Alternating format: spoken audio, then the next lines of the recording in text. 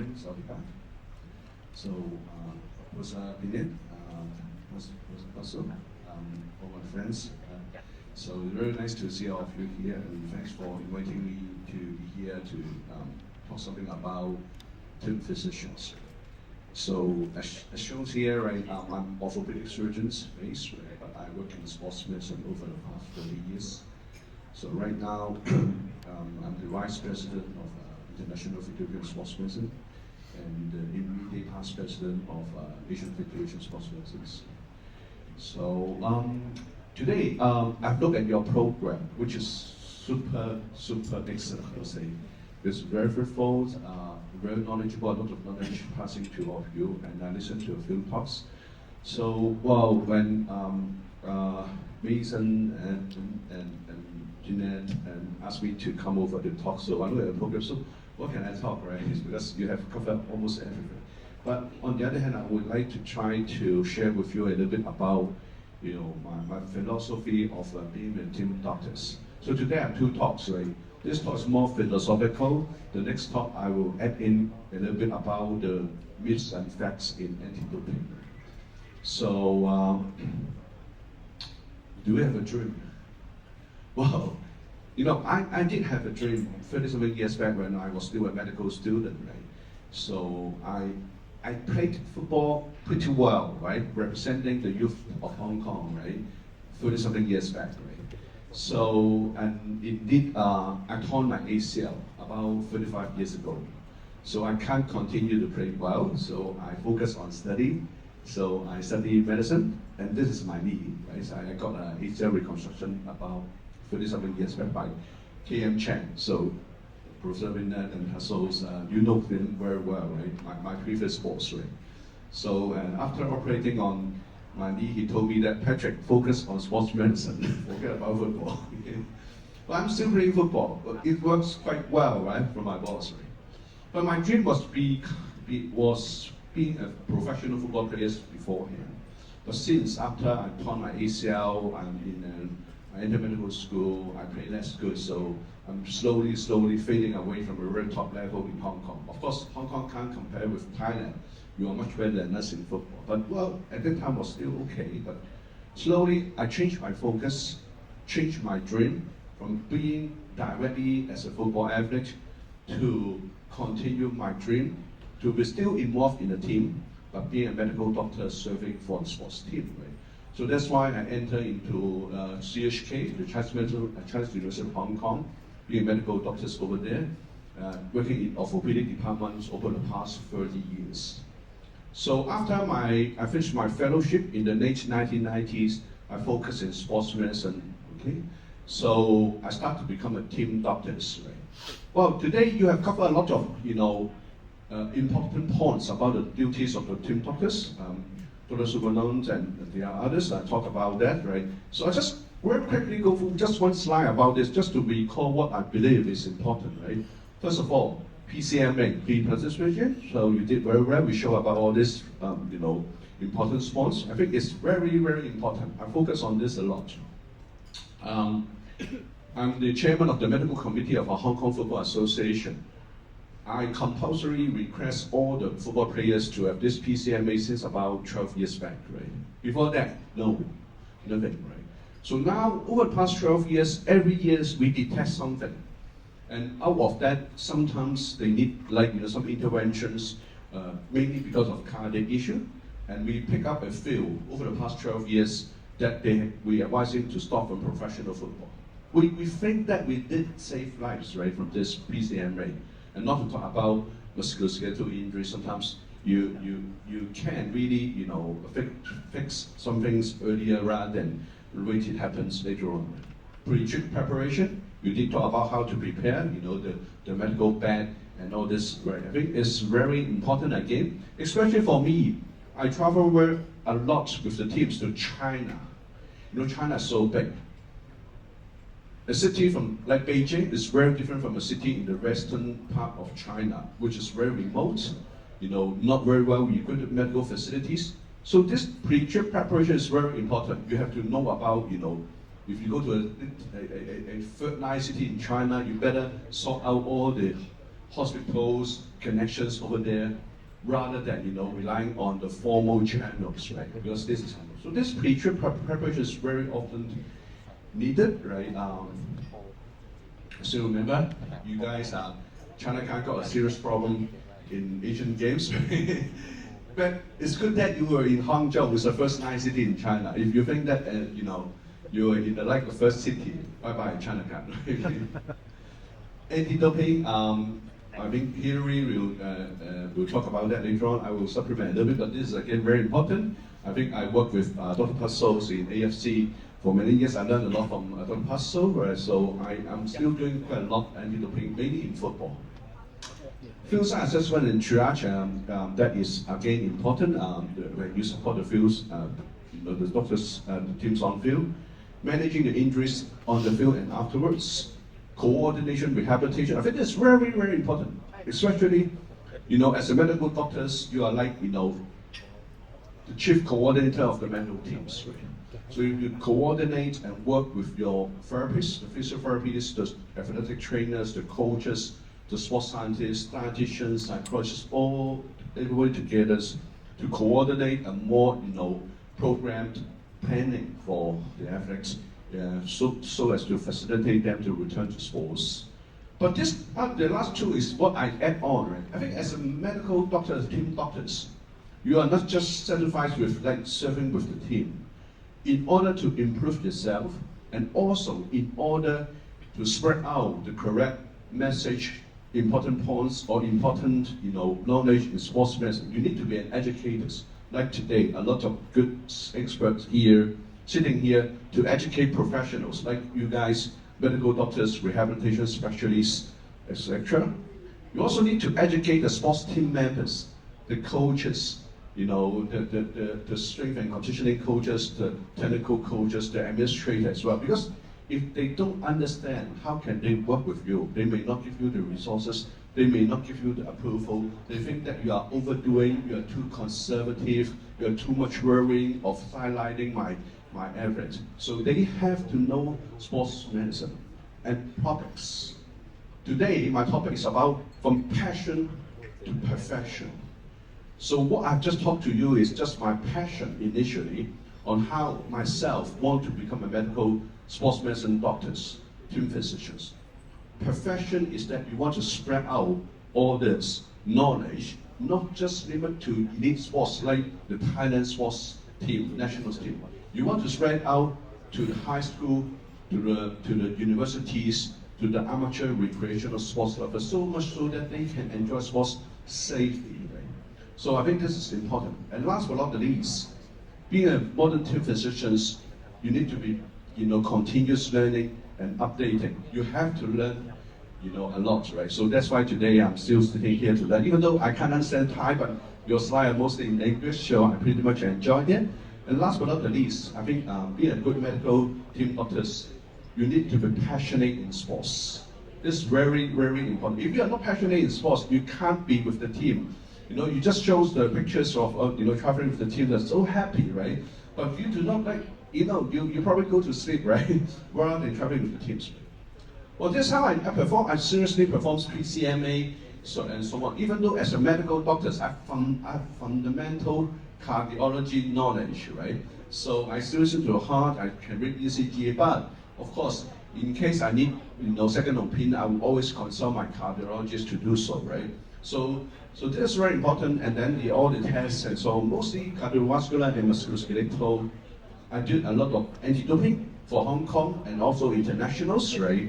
I work with Dr. Passos in the AFC, FIFA for twin tournaments and so on. So very much enjoy. I learned a lot. As an orthopedic doctor, I learned a lot in anti-doping work. Right? Emergency medicine on field. Well, over the past 20 years as a team physician, I just can't wait before I give this talk. I probably have been traveling with the team for about 60-something times overseas. So every year is just about 3 times, right? Mainly for major tournaments or some big competitions. But I have varieties of work, not just football, rugby, volleyball, and so on. Formula One. I've been doing like F1 doctors, and so I will share with you a little bit about you know, how I learned from different sports, right? And then different on-field supports, being team doctors with the team in Asian Games, Olympic Games, and nowadays in Hong Kong, we travel a lot back to China. So other games, different games in China. China is so big. Every month there are big games, like, you know, within province, between province, youth, like, and even, you know, very, very interesting games like this, very rare sports. It happens in China, and they are big tournaments, right? And the tournament is talking about thousands of athletes, right? Because China is so big, right? So, and here's some of my pictures in the Olympics and so on. So, you very much enjoy the glory. This is the best time for Hong Kong because in Tokyo Olympic is a historical. We only have about 30-something athletes, but we won 1 gold, 2 silver, 3 bronze. Okay, 30-something athletes only, right? So, well, I can't say luck, but it's like, you know, this is like very historical for Hong Kong. This year, 2 weeks, 3 weeks from now, we probably will not be as good as last time, right? Hopefully we can still get a few medals, but not as good. But you know, all these athletes, you know, I've been serving in this sports for like 20-something years. Even the oldest one here, when I start to look at her, when she was a kid, right, until now. So they treat me as like a father, right, or sometimes big brother, right. But this connection is very important because they put trust on you. You look at them, you take care of them since they are kids, adolescents, till now Olympic gold medalists, right? So, this bonding is very important. I look at the slides of you guys, you know, traveling with the teams and working, you know, eating with the athletes. I think it's very important, this kind of connections. Of course, Dr. Fontana is the past president of FIMS, right? I listened to one of his lectures, and then he always mentioned that you need to know and understand the sports quite well. Well, not necessarily you play well, but if you're serving a football team, you need to know about the regulations. Rugby teams, you need to know about regulations and the rules and so on. So that you have to have at least certain interest in that sports. Otherwise, you can't be serving as a good medical doctors. I'll just give you an example. I told you I have been in Shanghai Formula One several times, right? As a tournament doctors. Every time we need, because it's once every year, times every year, right? So every time, even you have done that previous years, every time you need to be there 10 days beforehand to attend the training course again, revising on the protocol, and then you have to have a test examinations. Because, for example, if you want to be the evacuation team, right, to retrieve the crash car, the driver from the crash car, the team has to be able to retrieve the driver from the cabinet within 25 seconds. If your team can't make it, sorry, this year your team cannot be the evacuation team. On the first year, you know, I was not good, right? So that's why I was assigned to just sitting in the clinic, just sitting and look at the, you know, problems of the different drivers, the supporting teams. Well, as an officer, that I'm expecting that. Well, of course, there will be some, you know, flu, GI issues and so on. But well, it's interesting. They have a lot of neck pain, right? So initially, I didn't know. I didn't study a lot, right? Then I asked them, why you guys have so many neck pains, right? After the second day, he said, oh, because we are always under a very big G-force. Because you're the test driver and drivers. So they have to have a very strong core muscle and neck muscle and so on. Otherwise, they very often have pain. So you need to understand the sports. That's just one little example that I want to reiterate. Of course, to work out the best for athletes, you need to have strong knowledge in sports medicine and science. Now today, I'm going to show you just a little bit about what I think nowadays sports medicine team doctors have to be equipped with. Number one, of course, if you're a medical doctor, you have a basic degree like an MD, MB, PhD, MBBS, whatever. You have to knowledge of emergency care, which is like advanced trauma and life support, CPR certifications, right? So in Hong Kong, St. John, the advanced cardiac life support, something like this. Well, but very importantly, no matter you are family doctors, obstetric surgeons, cardiologists, etc., you need to have a general working knowledge on not just trauma, musculoskeletal injuries, but other medical conditions, right? I mean, so that's why for most of, I'm not sure here, right? But for me, like my team, a lot of them are orthopedic surgeons, right? Well, if they you really want to work in a medical team, sometimes sports team, you need to equip yourself, updated knowledge of fundamental, basic, medicines, internal medicines like cardiology, respiratory, and so on, especially on PCMA, drugs, ECG, and so on. Now, this is more additional, right? We are pushing this in Hong Kong. It's a more formal training in sports medicine. Last night, when we have a late dinner with the SMAT friends, we discussed about the training. Right? In Hong Kong, we put the formal training in sports medicine at a postgraduate level. It means that people, as the medical doctors, they finish the degree, and they have been orthopedic surgeon, family doctors, emergency medicine. Then they have a second degree, or either as course, or now we push it more formal as a master in sports medicine. Right? So now I've been running this master in sports medicine for exactly 20 years. I started in 2004. I will show you a little bit about the program. But of course, this is, So of course, you need to continue practicing sports medicine, right? So, film physician course is a course that we used to run. So over the past 10 years, we ran 5 times in Hong Kong. So we published this film physician manual. The 4th edition is coming to be launched in the Films Congress this year in Dubai, October, right? So, and then I run this sports medicine master course since 2004 for 20 years already. Now, over the past 20 years, I have more than 1,200 graduates, mostly physical therapists and medical doctors, right? So, so that's why I think this is important. This is a curriculum, just to let you quickly go through. This is like, orthopedic sports medicine. Altogether, it's about 450 hours within 2 years as a part-time, right? So, orthopedics, injury prevention rehabilitations, applied sports science for performance enhancement, like nutrition,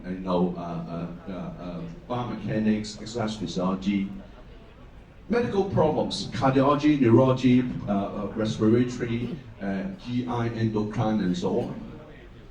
And then multidisciplinary approach is more like in general others like Paralympics and so on. And then emergency sports medicine. So altogether about 450 hours, right? 30-something credits, right? So within 2 years as a part-time, so medical doctors, physiotherapists, after finishing their work, they come over to study that. But that's only my passion. As I mentioned, as a medical doctor, I want to spread out into profession. So after that, I don't think this sports medicine should be limited to a privilege of elite athletes. We want to spread it to the publics, sports lovers. So that's why I try to do more. I'm still the chairman of the sports committee of Hong Kong government, right? So I coordinate a lot of sports development in Hong Kong. So because of my position, I launched a program since 2008 called Sports Medicine in Community. What's that about? Right? It's a slogan: love sport, play smart. Very easy. Love sport, play smart. Well, all of us we want to love play sports, right? We enjoy the excitement, the fellowship, and so on. But you have to play smart. Play smart doesn't mean that you need to take drugs. You want to avoid injuries. You want to rehab faster. So you need to have medicine knowledge. So that's my whole point. Love sport, play smart, and so on, right?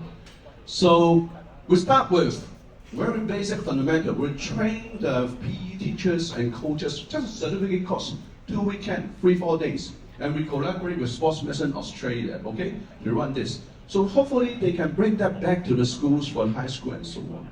But then the demand is more and more, right? So we have this athletic trainers course. Athletic trainer course is like, in Americans, a lot of professional teams, they have athletic trainers.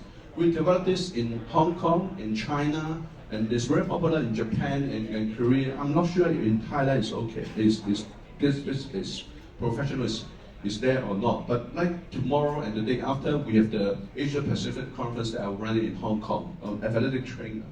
So we developed this. We want to bring more and more people, not just medical doctors and physiotherapists. You may like to serve the professional and so on, right? But on the other hand, just high school people, amateur sports lovers, they need people to be on field to support. So that's why we enable them to do so to support the university and high school. And then we did that with the capacity of Asian Federation. We did that in Africa as well. This in Uganda.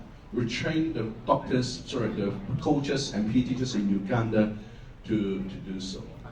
And last but not the least, definitely we want to promote exercise for health. So this is how I say, from passion to perfection. We want to spread sports medicine all around the whole community, so that everybody can be, fit and safe and participate in sports.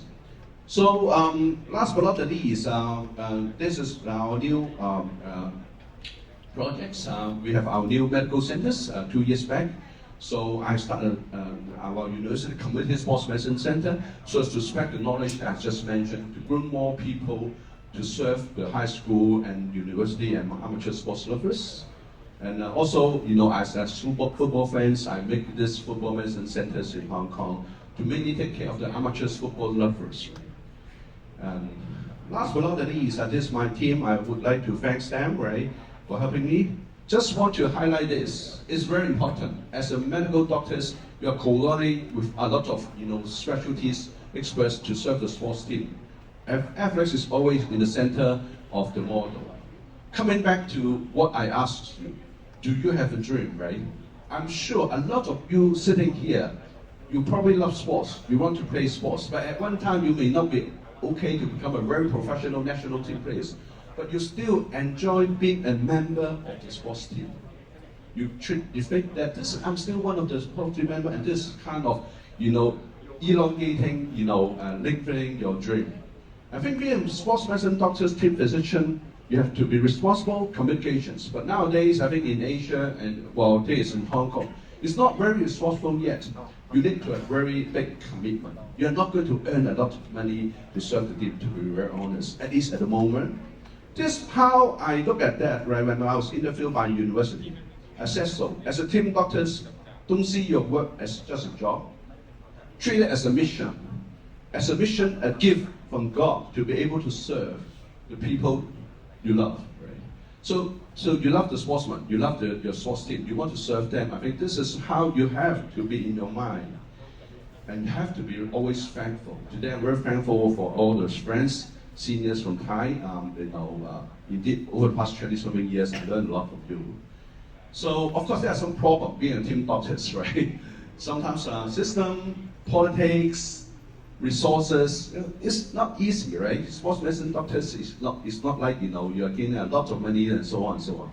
And you have to use your own time a lot.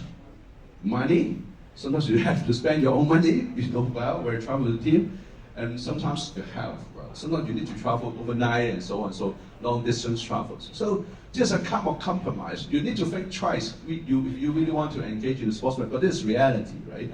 I'm pretty sure a lot of you still enjoying a sports team physician.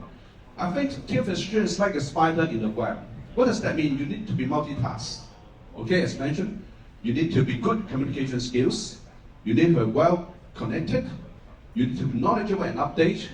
Last but not the least, no matter how old you are, you always need to be very energetic. It's like a Spider-Man, okay? So last but not the least, thank you very much for giving me this opportunity to share with you my little passion to profession about sports medicine team physician course. Thank you very much.